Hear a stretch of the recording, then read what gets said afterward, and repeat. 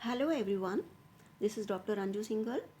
Today we will go through detailed study of SAARC, that is South Asian Association for Regional Cooperation. As you already know that this topic belongs to lesson 3 New Centers of Power of your book of political science, and this topic is added recently to your syllabus. इस lesson को हम पहले भी on the whole discuss कर चुके हैं, but this time the topic SAARC will be discussed by sharing the same PowerPoint presentation. Right? Subscribe my channel and watch the video till the end.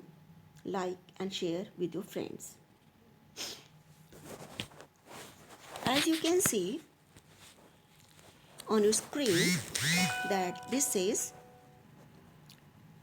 Out of world organisations का third topic है आपका will also do the BRICS. We are doing this are because this is a new topic and BRICS is also a new topic introduce to your syllabus, तो that will be done also. सबसे पहले हम बात करते हैं कि इस organisation का संचालन जनरल सेक्रेटरी करते हैं. ये 3 साल के लिए अपॉइंट किए जाते हैं और इसमें जो भी इसके सदस्य कंट्रीज़ हैं अल्फ़ाबेटिकली उनको लिया जाता है 1 बाय 1 और उसमें से ही चुनाव कर लिया जाता है जनरल सेक्रेटरी का. एंड प्रेजेंट जो अध्यक्ष कह सकते हैं, जनरल सेक्रेटरी कह सकते हैं सार्क के, इसमें हैं इज़ाला विरोकोन, जिन्हें अपॉइंट किया गया 1 मार्च 2020 को.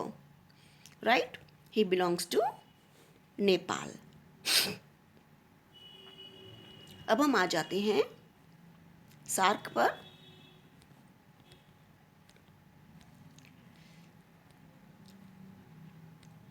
आपको ऑलरेडी ही पता होगा कि इसके कितने मेंबर कंट्रीज़ हैं.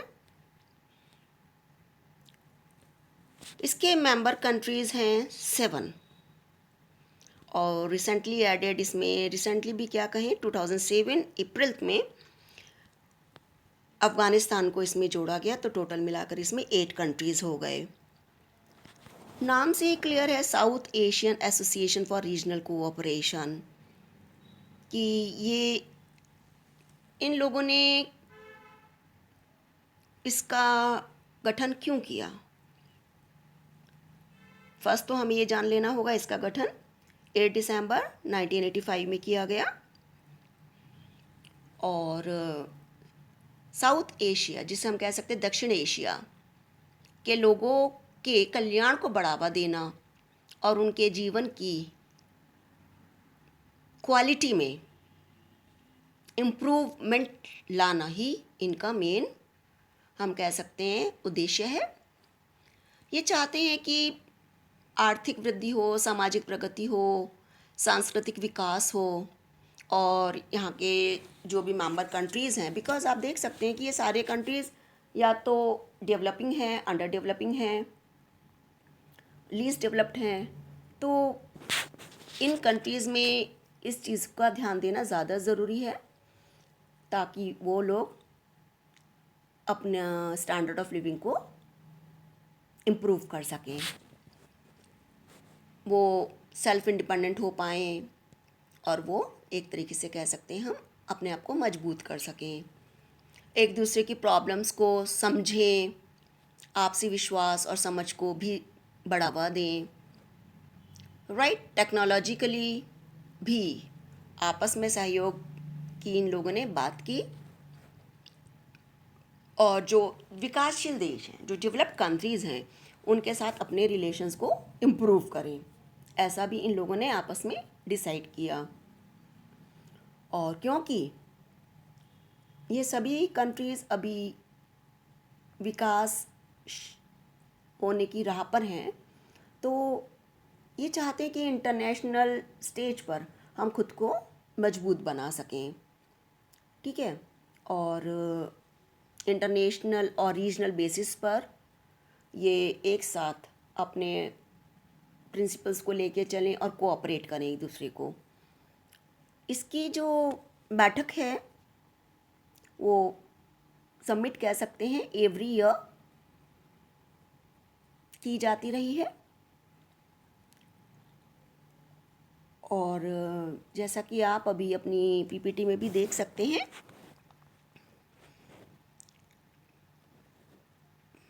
Member countries.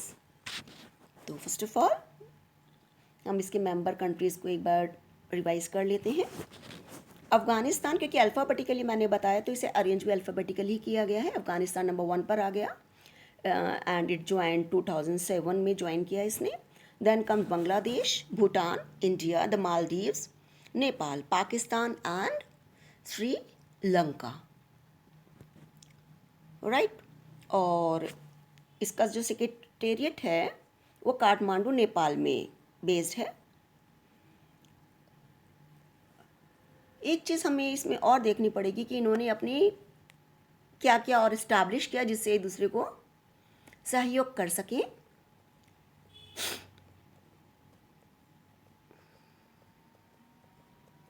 ये भी हमें जान लेना चाहिए कि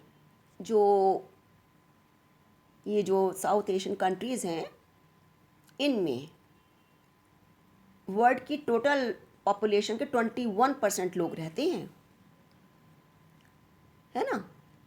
और ये चाहते हैं कि हम आपस में तालमेल बनाएं और अपनी जो कुछ हमारी विषमताएं हैं, मुद्दे हैं, जैसे गरीबी, इलिटरेसी, मालन्यूट्रिशन और डिज़ास्टर्स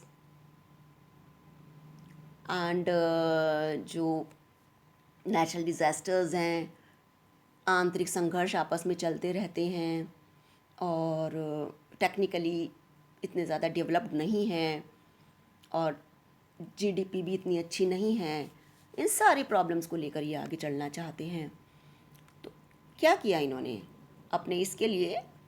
सबसे पहले इन्होंने अपने ट्रेड पर ध्यान दिया है। तो इसके लिए आप देख सकते हैं कि किस चीज़ का इन्होंने गठन किया, south Asian free trade agreement. इसका शॉर्ट फॉर्म है साफ्टा, SAFTA। क्यों किया? कि इससे आंतरिक व्यापार में वृद्धि हो और कुछ देशों के जो ट्रेडिंग है उनका जो आपस में डिफरेंसेस हैं उसमें थोड़ी कमी आए और वो सभी एक समान रूप से आगे बढ़ें। क्या है ये? To free trade zones for whole South Asia for collective economic security. And कुछ पिछले सालों में कुछ बातें यहाँ पर देखने को मिली हैं, जैसे कि एक तो हम पहले ये वाली बात आपको बता देते हैं कि भारत के अलावा सार्क में 7 कंट्रीज़ और हैं और इन सभी की सीमा इंडिया से भी लगती है। तो इस तरह से देखा जाए तो हम क्या कह सकते हैं कि इंडिया सार्क का सबसे बड़ा देश है, राइट। और वो तो हमने आपको बताया कि 21% लोग सार्क देशों में रहते हैं पूरी वर्ल्ड की आबादी के।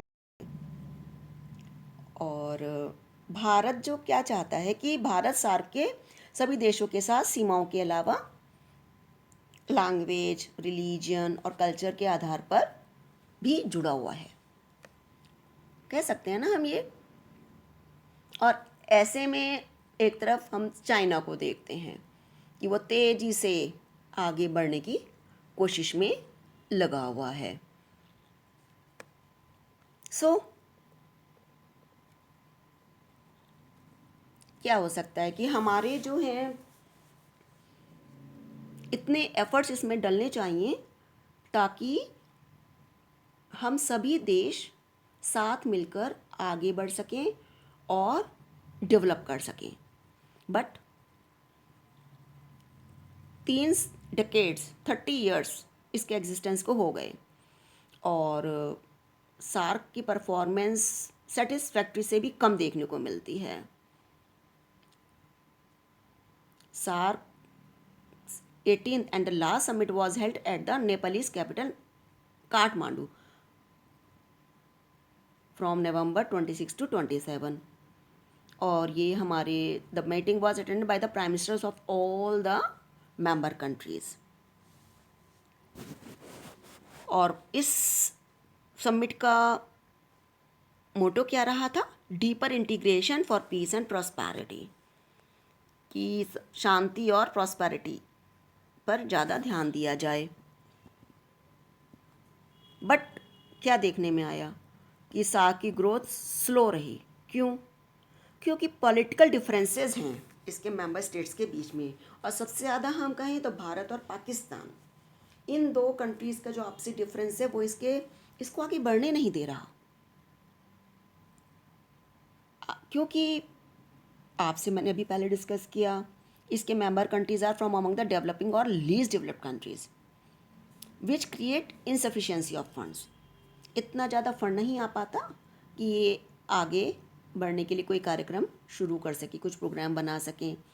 और आपस में ये मेंबर स्टेट्स हैं, इनके अंदर लैक ऑफ ट्रस्ट भी है. और यही हम कह सकते हैं कि most of the significant factor of failure SAARC यही कहा जा सकता है. एंड रिसेंट टाइम में Pakistan non cooperation has stalled major initiative under SAARC. और 2016 में जो वहाँ पर वो की जानी थी सार्क समिट, वो भी वहाँ पर फेल हो गई. उसे कुछ कंट्रीज़ ने अटेंड करने के लिए मना कर दिया. तो क्या होना चाहिए कि हम लोग अपनी तरफ से, यदि हमसे पूछा जाए कि हमें क्या किया जाना चाहिए, तो हम कह सकते हैं कि ये जो सार्क है वो एक ऐसी ऑर्गेनाइजेशन है जो हिस्टोरिकली और कह सकते हैं कि आजकल के समय की है, कंटेम्परेरी है. यही तो एशियाई देशों की पहचान को दर्शा रही है, और यही एक हम लोग की जोग्राफिकल पहचान भी है.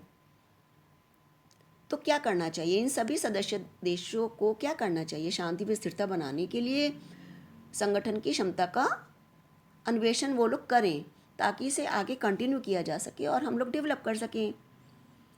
सार्क को स्वाभाविक रूप से प्रगति करने की अनुमति दी जानी चाहिए.